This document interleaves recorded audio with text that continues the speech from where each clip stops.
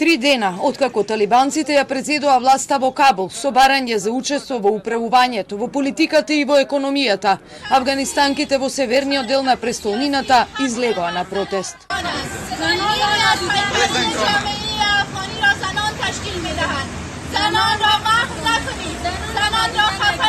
Портпаролот на талибанците Забихула Муџахид на вчерашната пресконференција рече дека правата на жените ќе се почитуваат во рамки на шеријатскиот закон.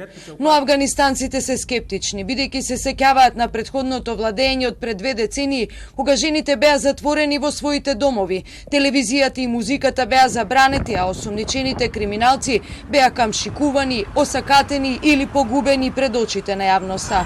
Во Кабул талибанците кои ветија општа амнестија распоредија бројни контролни пунктови за да ја обезбедат зелената зона, која е безбеден премин кон аеродромот на цивилите кои сакаат да го напуштат Афганистан. د سر او د مال د ناموس د حفاظت په خطر باندې زه ډېرې ساعته په خدمت کې یو انشاءالله کوشش کوو چې خلک راشکه خفه نه سي خلک ازورده نه سي او د غلو د چور او چپاول مخه ونیسو.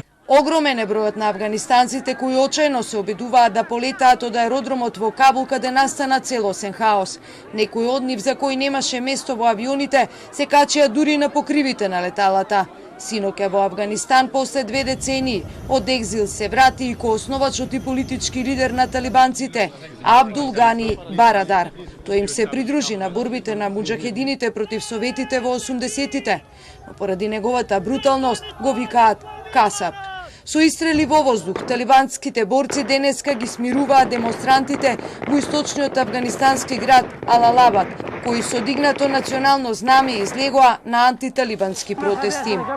Но не е мал бројот на познавачите на состојбите во Афганистан кои го делат ставот дека светот треба да им даде простор на талибанците да формираат нова влада и дека овие не се истите како оние во 90-тите. Во Кандахар денеска афганистанските работници започнаа со обнова на оштетениот пат кој води кон Херат, а гувернерот на Централната банка на Афганистан изјави дека во земјата нема готовина, но има околу 9 милиарди долари резерви во странство.